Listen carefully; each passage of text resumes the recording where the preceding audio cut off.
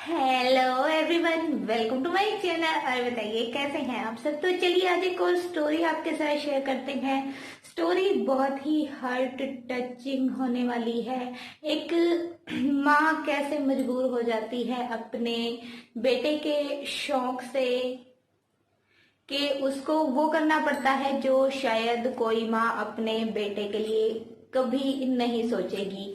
देवाशीष के जो cross dressing का और लेडीज ड्रेसिंग का, लेडीज गेटअप का, लेडीज की तरह कपड़े पहनना, लेडीज की तरफ ज्यादा झुकाव होना। मतलब देखिए, झुकाव भी दो तरह से होता है, कोई किसी तरह से झुकाव रखता है, बट देवाशीष जो थे वो चाहते थे कि वो भी वही सब करें जो आम औरतें करती हैं। उनकी जो बॉडी थी वो मेल की थी, बट उनकी जो फीलिंग्स थी वो टोटली एक फीमेल की थी।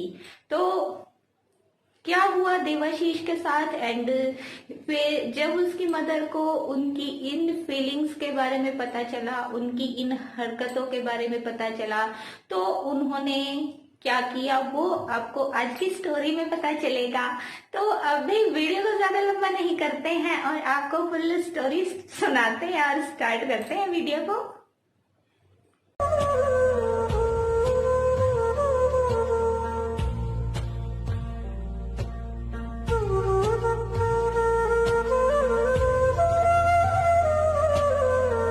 देवाशीष जो हैं वो बिलोंग करते हैं असम से, और अभी तो वो यंग हो चुके हैं, बट जिस टाइम से ये बात स्टार्ट होती है उस टाइम थे देवाशीष 6th क्लास में।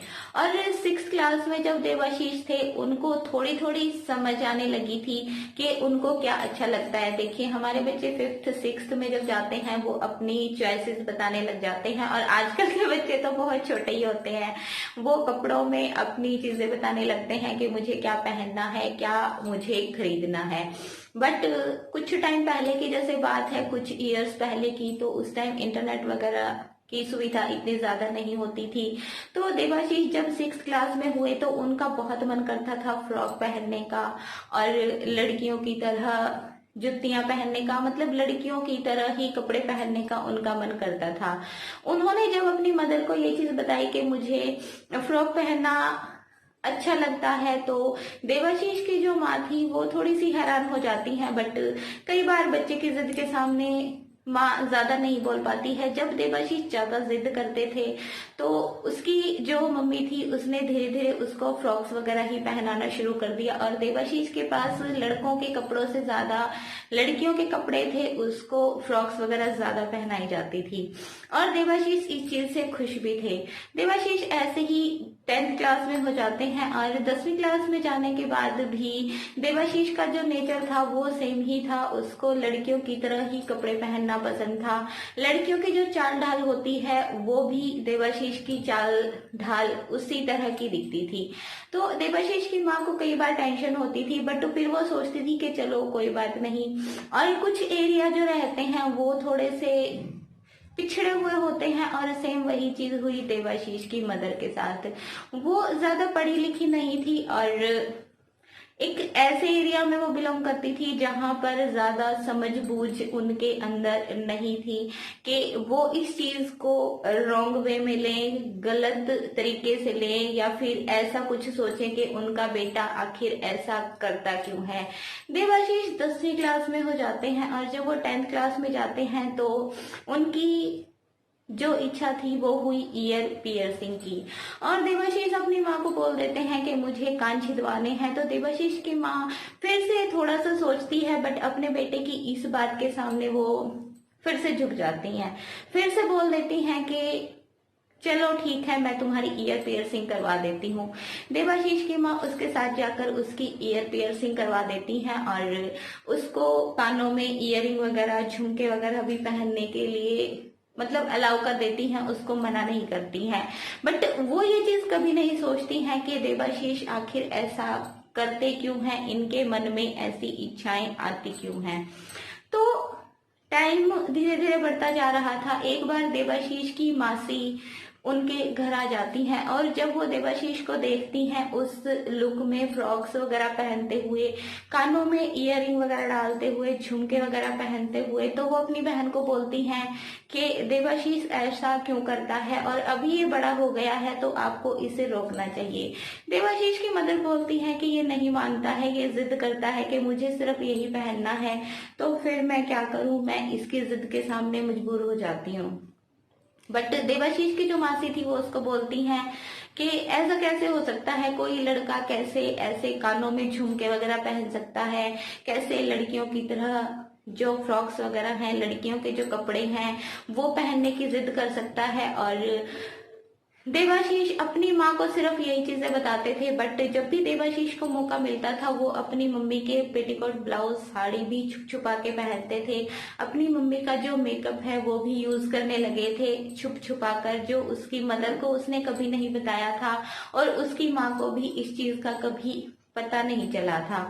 बट देवाशीष की जो मासी थी वो उसकी इस चीज को पकड़ लेती है कि ये सब भी करता है, इसके जो लक्षण हैं, इसकी जो थॉट्स हैं वो एकदम से गर्ली हैं। तो वो देवाशीष से बात करते हैं। देवाशीष बस सिर्फ इतना ही बोल देते हैं कि मुझे ये सब अच्छा लगता है और मैं यही सब करना चाहता हूँ।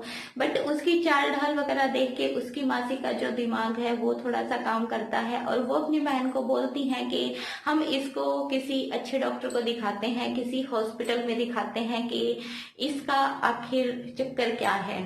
वो उसको सिटी में लेकर जाते हैं और डॉक्टर को उसको दिखाते हैं, उसका फुल बॉडी चेकअप करवाते हैं और हार्मोन्स वगैरह उसके टेस्ट करवाते हैं, उससे बातचीत करते हैं। उसकी जो मानसिक स्थिति होती है उसको डॉक्टर्स रीड करने की कोशिश करते हैं, हर चीज को ऑब्जर्व करने की कोशिश करते हैं।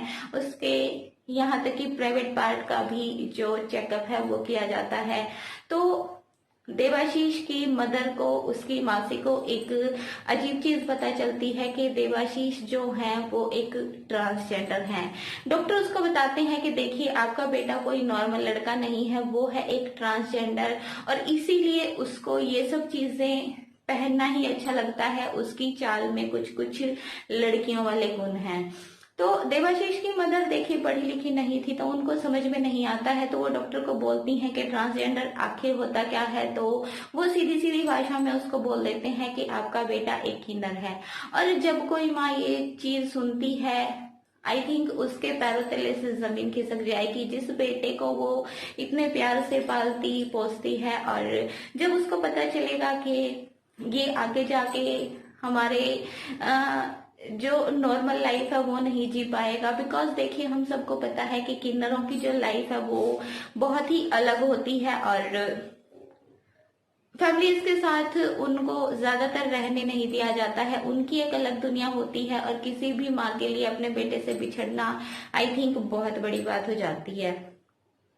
उसको वो लोग घर ले जाते हैं और वहां पर भी देवाशीष की सेम वही थॉट्स, वही चीजें जारी रहती हैं। बट फिर भी उनको सब्र नहीं आता है तो वो किसी और अच्छे प्राइवेट डॉक्टर को देवाशीष को दिखाते हैं और वहां पर जाकर ये पक्का कंफर्म हो जाता है कि देवाशीष एक ट्रांसजेंडर है, एक किन्नर है।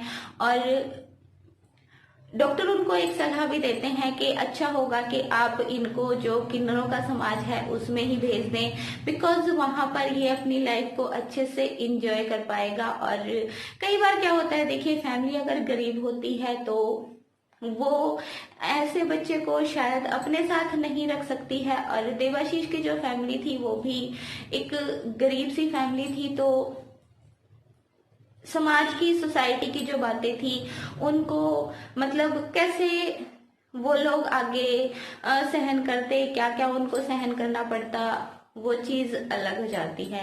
देवाशीष की माँ डॉक्टर की बात मान लेती हैं और देवाशीष को भेज दिया जाता है किन्नरों के पास। देवाशीष को किन्नरों के पास भेज दिया जाता है। वहां पर देवाशीष को जो किन्नरों के गुरु थे वो उसका फुल बॉडी देखते हैं, उसका चाल डाल देखते हैं, यहाँ तक कि उसके प्राइवेट पार्ट को भी चेक करते हैं और उसको बोलते हैं कि हाँ तुम हमारे जैसे ही हो, हमारे ही समाज में रहने के हो और तुम एक किन्नर हो और हम तुम्हारा जो भी उनका मतलब एक रूल्स रेगुलेशंस होते हैं हम वो सब करेंगे और तुम अब हमारे साथ ही रहना। देवाशीष अपनी माँ को ये चीज बता देते हैं और उसके बाद देवाशीष का जो एक मतलब स्टडी टाइप ही होता है वो शुरू हो जाता है। देवाशीष को जैसे तालियां बजाना, नाचना और अच्छी तरह से चलना किन्नरों की तरह, मतलब ये जब सब चीजें सिखानी शुरू कर दी जाती हैं।